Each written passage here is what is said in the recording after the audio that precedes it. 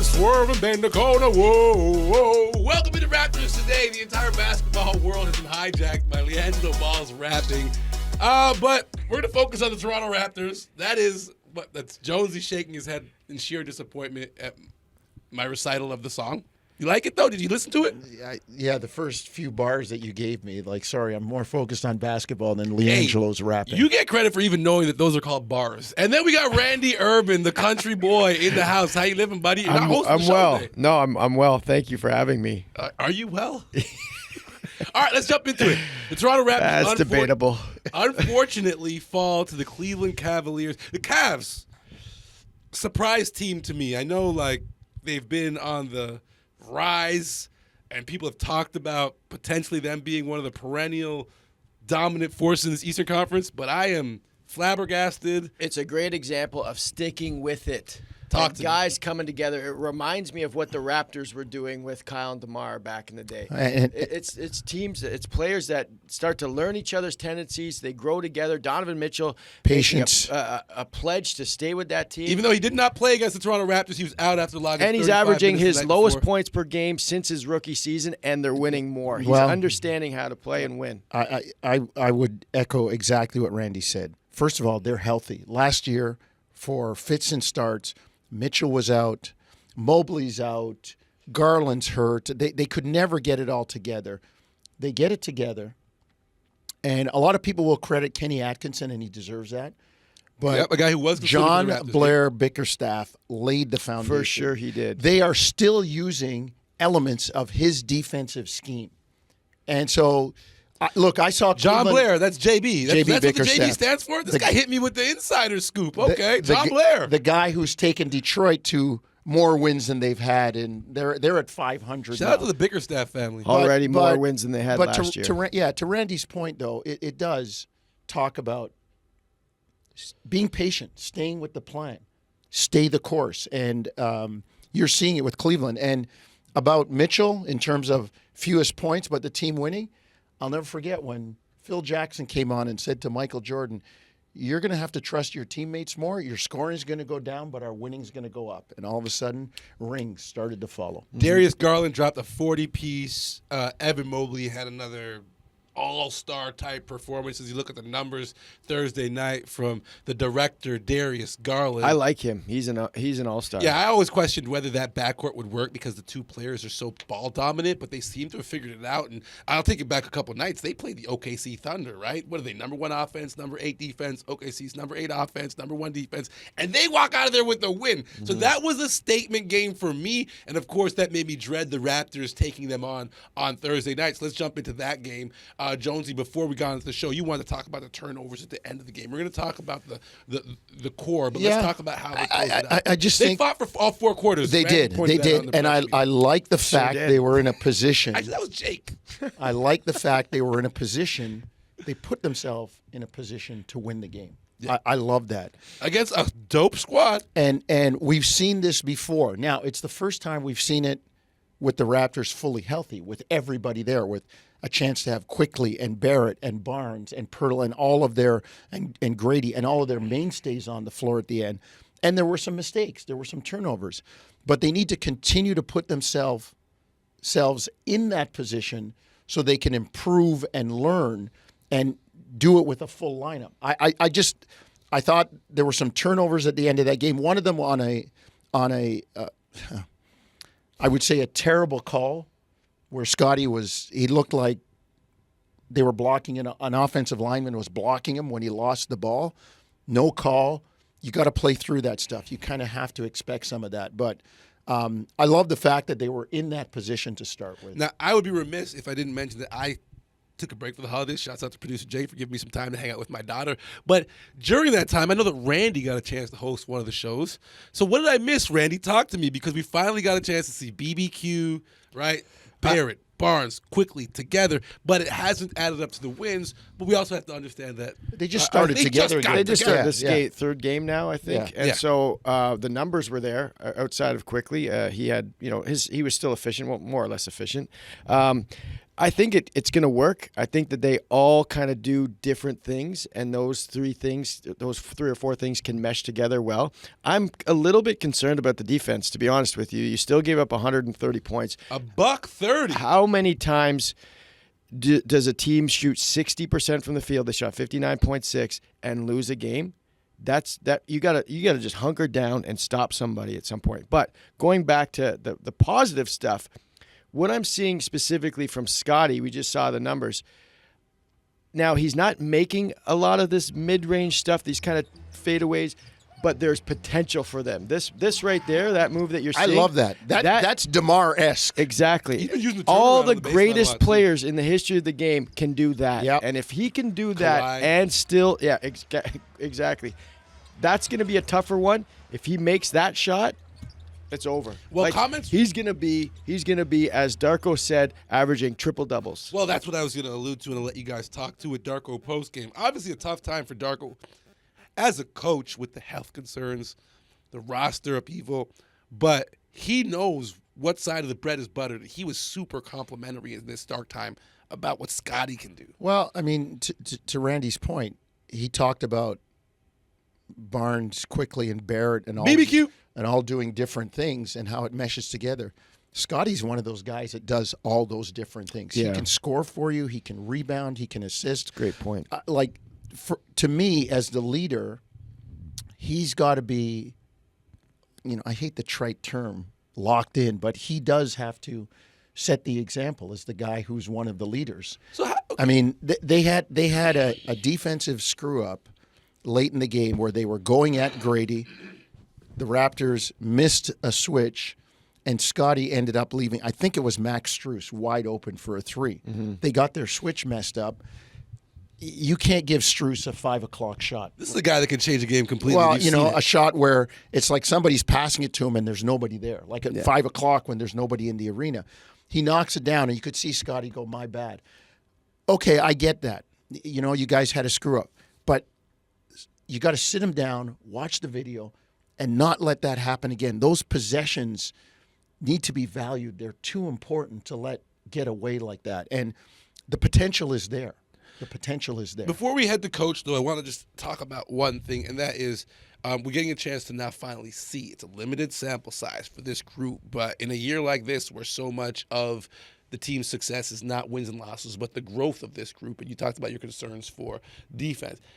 Your impressions of what you have seen of these three guys, knowing that potentially in the future, some of the complementary pieces around them will be very different, maybe more veteran, but we are finally getting significant minutes of what the future of this organization looks like during this stretch. Well, just like you said, Jonesy, I think that's a great point about Scottie being able to kind of do everything, and that means on any given night that might change. Right. If Absolutely. RJ's distributing, then Scottie becomes more of a scorer, and vice versa. Props to RJ for developing the ability to distribute, For or sure, he's showing for it sure. now. And when RJ eliminates those, 3 or 4 possessions where he kind of gets ahead of himself and tries to do a little bit too much offensively or attack something that's not exactly there.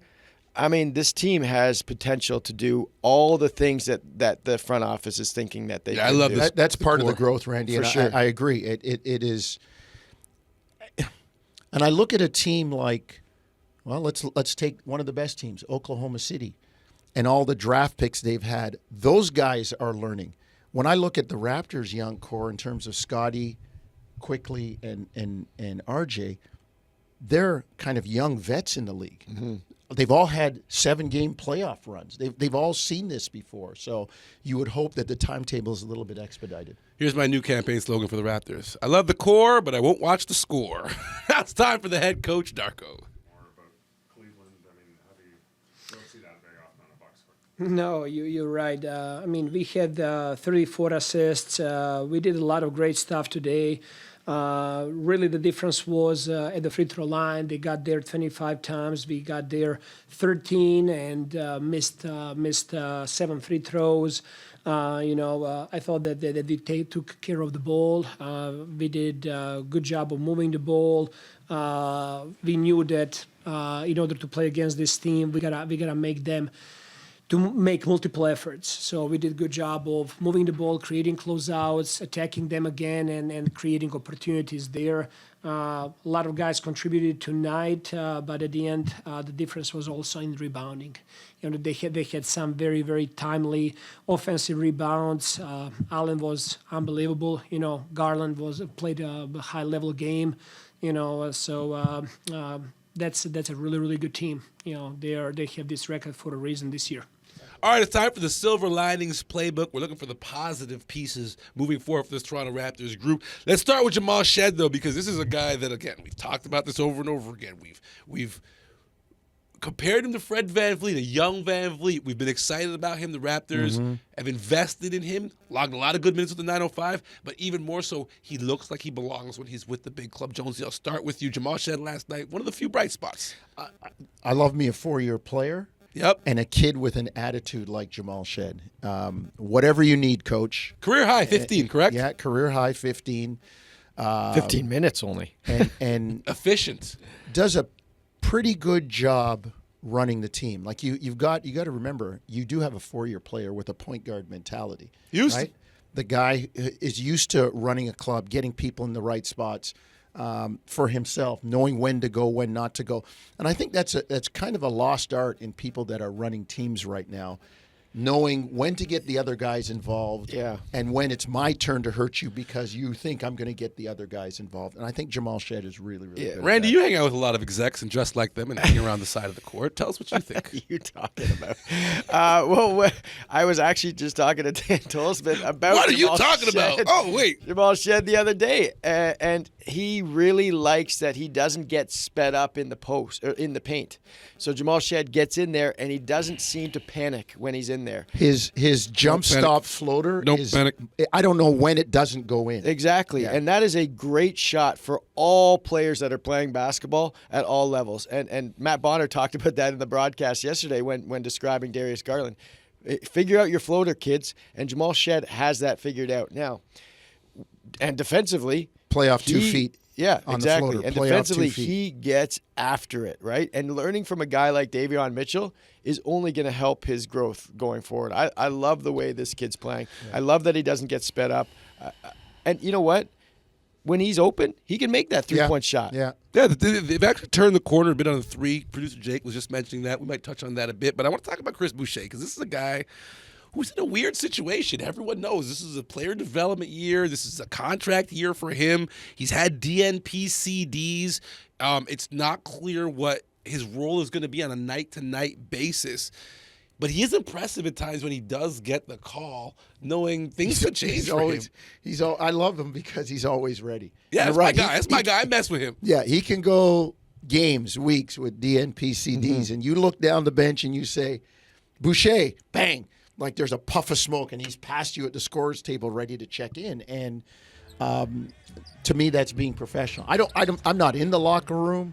I don't know what goes on in there. I don't know what kind of conversations, attitudes. But when the guy steps between the lines, he gives you everything he has, and that's important. I think people have expressed how much Chris has grown because I can't imagine that's an easy thing for a player not to understand their role. And so I think there are people I've spoken with who've been like, yeah, Chris has really embraced this and kind of stepped up in areas that you would need to as a veteran. Yeah, this is definitely a professional approach that Chris has gone into this year. It is hard to not play for 3 games, knowing that you can impact the game when you get out there because he clearly does that when he goes out there.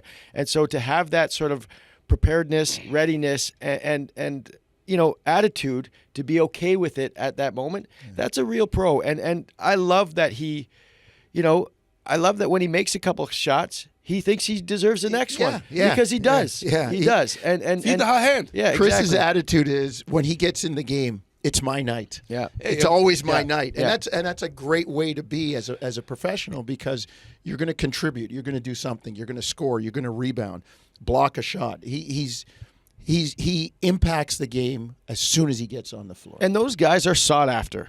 People that can come in and change the complexion of a game immediately, they're wanted by teams. Yeah, with the departure of Bruno Fernando, maybe there's some more minutes for him there, so opportunity springs for our guy. Right now, though, it's time to head into player sound. Jake, we got player sound? We got player sound right now. You guys have to be pretty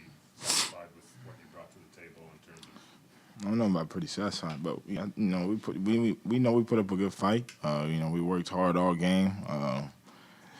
Didn't try to make everything hard. Every shot, we know they got a lot of shooters, so contest every shot. They got 2 7-footers in their lineups. Try to box them out as best as possible, keep them off the glass. They can score the ball, so we know we just had to try to make them work for everything. And we know we felt like we did that throughout most of the game.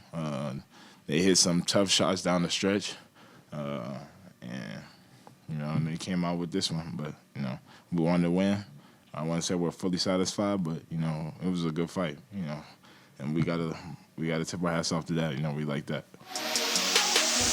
It's Damon Stoudemire, and thanks for watching the Toronto Raptors YouTube channel. Check out our latest videos and subscribe for more. Stoudemire launches a three, knocks it in. Stoudemire, yes! What a David Stoudemire